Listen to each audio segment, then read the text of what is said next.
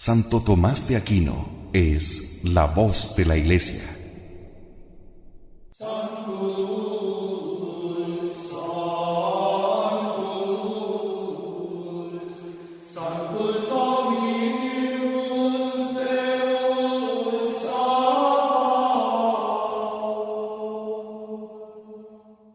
La Iglesia ha tenido en el Santo Doctor la fuente infalible de la verdad revelada. Su análisis certero, justo y piadoso de la doctrina de los Evangelios es una guía imprescindible si queremos ser católicos de verdad, más aún en estos tiempos de tanta confusión. Santo Tomás de Aquino es la voz de la Iglesia. Adentrémonos en su divina sabiduría.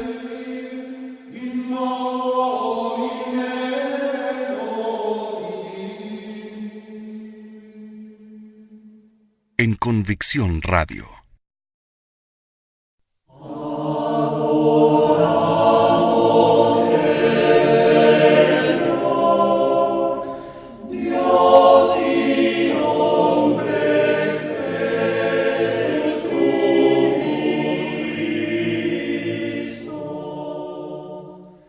Y continuamos con Santo Tomás de Aquino, quien es la voz de la Iglesia, y la quinta petición del Pater, explicada doctrinalmente por el angélico doctor.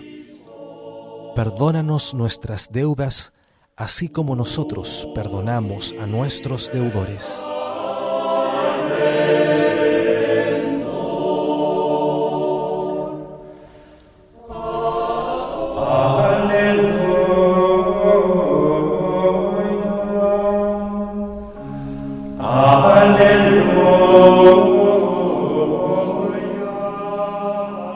Se encuentran personas de gran sabiduría y fortaleza, pero que por confiar demasiado en sus fuerzas no hacen sabiamente lo que hacen, ni llevan a buen término lo que se proponen.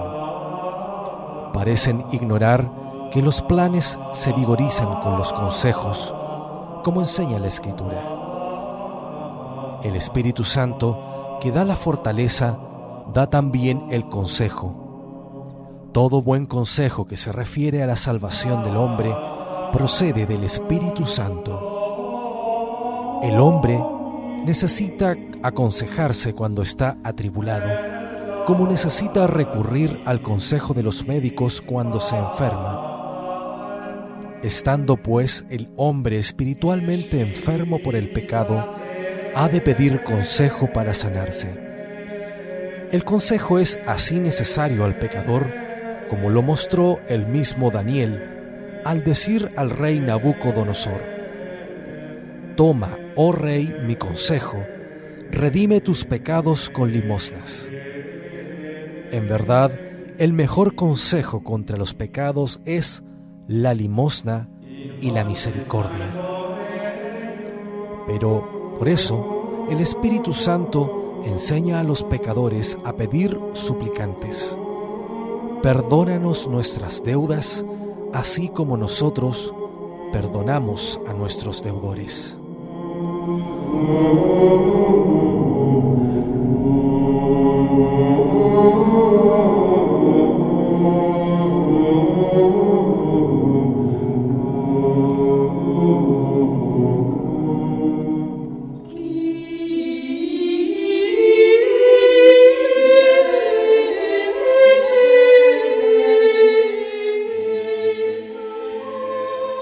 A Dios le debemos lo que le hemos arrebatado de sus derechos. Es derecho de Dios que hagamos su voluntad, prefiriéndola a la nuestra. Arrebatamos a Dios su derecho cuando anteponemos nuestra voluntad a la suya. En eso consiste el pecado. Así pues, los pecados son nuestras deudas. Es consejo del Espíritu Santo que pidamos a Dios perdón por nuestros pecados, y por eso decimos: perdónanos nuestras deudas. Acerca de estas palabras podemos preguntarnos tres cosas. Lo primero es: ¿por qué se hace esta petición? Lo segundo, ¿cuándo se logra su cumplimiento? Y lo tercero, ¿qué se requiere de nuestra parte para que se cumpla? En cuanto a lo primero, o sea, ¿por qué se hace esta petición? Hay que advertir que de la consideración de su contenido podemos recoger dos enseñanzas necesarias para los hombres durante la presente vida. La primera es que el hombre debe mantenerse siempre en el temor y la humildad. Algunos fueron tan presuntuosos que enseñaron que el hombre puede por sus solas fuerzas evitar en este mundo todos los pecados. Esto a nadie le fue dado, sino solo a Cristo, que poseyó el Espíritu en toda su plenitud. Solo a Cristo y a la Santísima Virgen, que fue llena de gracia y no tuvo pecado alguno, como dice San Agustín. Tratándose de pecados, no quiero ni hacer mención de la Virgen. De los otros santos, a ninguno le fue dado dejar de incurrir al menos en pecado venial, pues como afirma San Juan, si decimos que no tenemos pecado, a nosotros mismos nos engañamos y la verdad no está con nosotros. La petición de que tratamos confirma esta misma idea. Queda claro que a todos los hombres, incluidos los mismos santos, les conviene recitar estas palabras de la oración dominical. Perdónanos nuestras deudas. Pronunciándolas, todos se reconocen y confiesan pecadores o deudores. En conclusión, si eres pecador, debes temer y humillarte.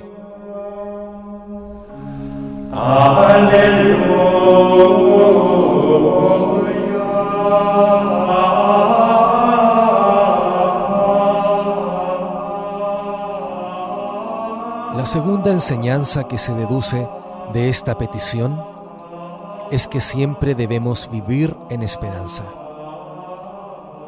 Por más que seamos pecadores, no debemos desesperar.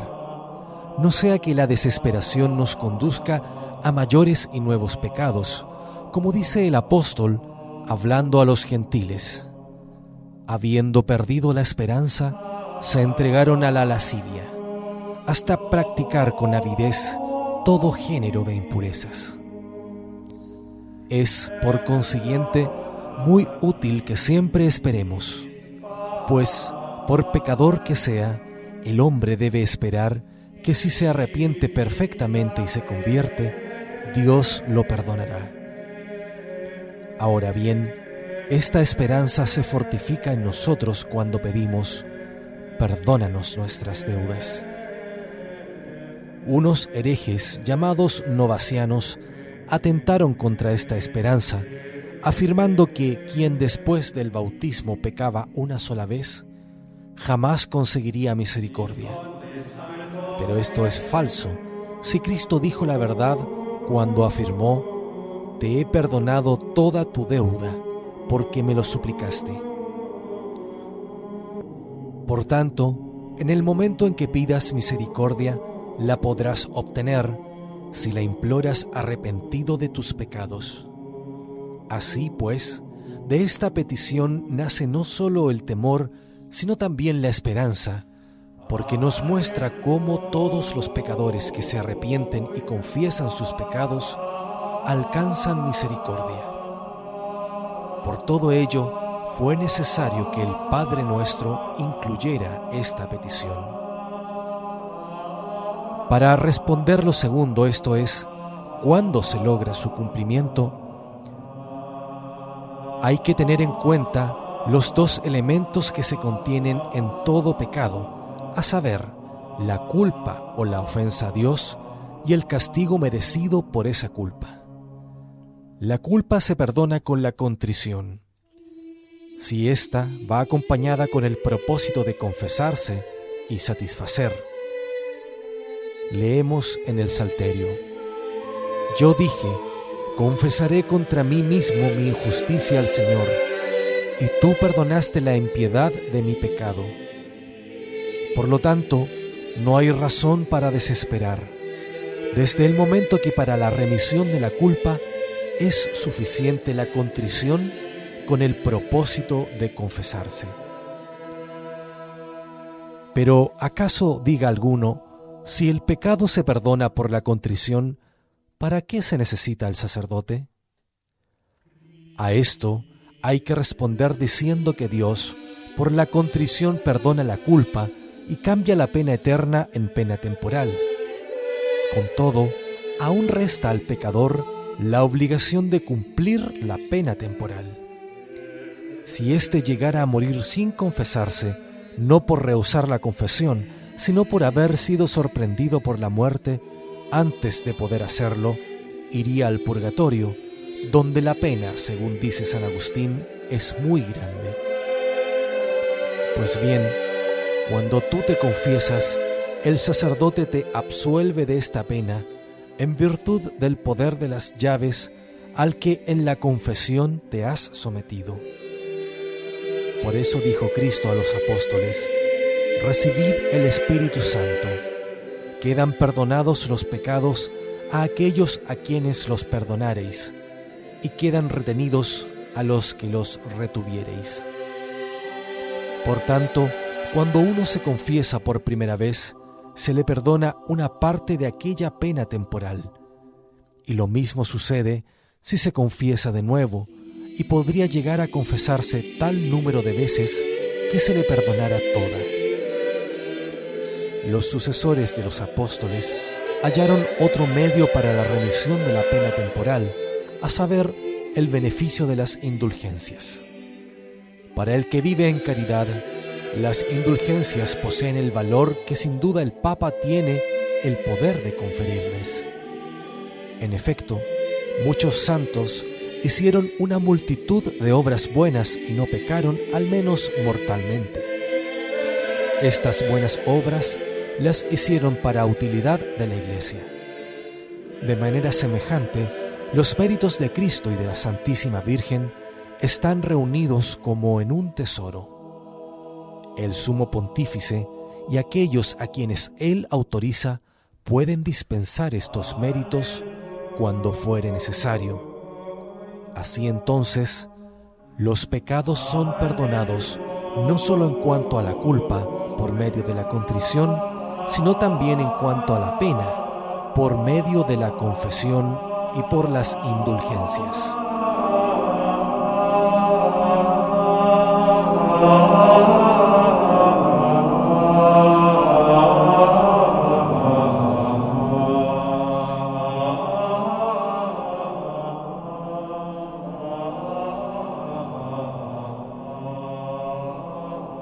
En cuanto a lo tercero, o sea, ¿qué hemos de hacer para que el Señor escuche esta petición?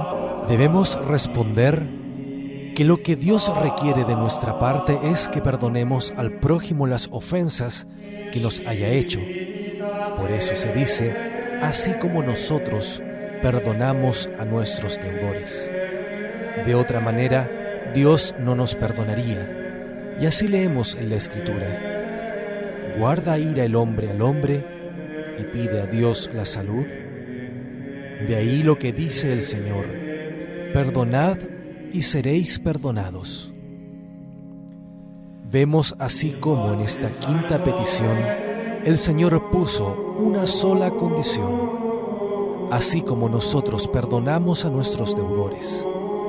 Por consiguiente, si no perdonas, no se te perdonará a ti. Podrías quizás pensar, diré lo primero, es decir, perdónanos, y callaré lo segundo, como nosotros perdonamos a nuestros deudores. ¿Es que quieres engañar a Cristo? Ciertamente no lo engañarás, puesto que fue Cristo quien compuso esta oración, se acuerda muy bien de ella. No puede ser engañado, por lo tanto, si la dices con la boca, cúmplela de corazón. Cabe preguntar si el que no tiene el propósito de perdonar a su prójimo debe también decir, así como nosotros perdonamos a nuestros deudores. Parecería que no, porque mentiría. Sin embargo, hay que decir que no mentiría, porque no ora en nombre propio, sino en nombre de la Iglesia, y la Iglesia no se engaña. Por eso, esta petición se expresa en plural. Conviene observar finalmente que hay dos modos de perdonar. Uno es el modo de los perfectos y consiste en que el ofendido vaya al encuentro del ofensor, conforme a la recomendación del salmista. Busca la paz. El otro es el modo común a todos, que a todos obliga y consiste en conceder el perdón a quien lo pide. Perdona a tu prójimo cuando te agravie, dice la Escritura, y así cuando tú implores el perdón, te serán perdonados tus pecados. A esta petición corresponde otra bienaventuranza. Bienaventurados los misericordiosos, pues la misericordia hace que tengamos piedad de nuestro prójimo.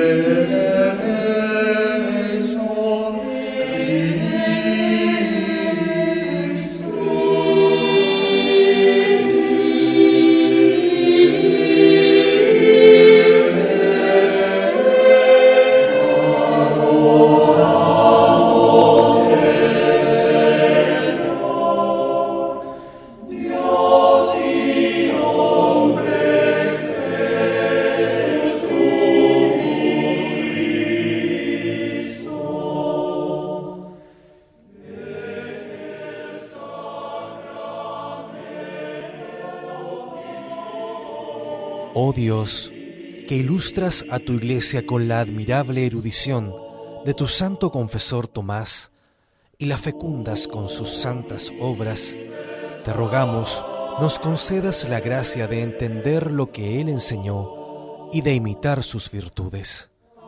Por Cristo nuestro Señor. Amén. Muchas gracias por la audición. Que Dios nos bendiga a todos.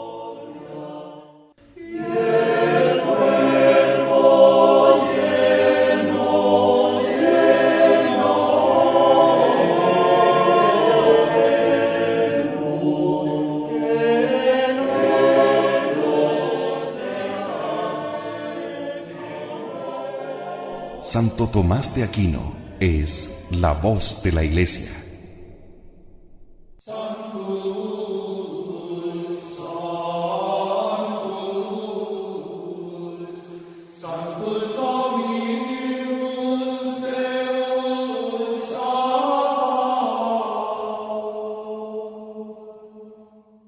La Iglesia ha tenido en el Santo Doctor la fuente infalible de la verdad revelada. Su análisis certero, justo y piadoso de la doctrina de los Evangelios es una guía imprescindible si queremos ser católicos de verdad, más aún en estos tiempos de tanta confusión. Santo Tomás de Aquino es la voz de la Iglesia. Adentrémonos en su divina sabiduría.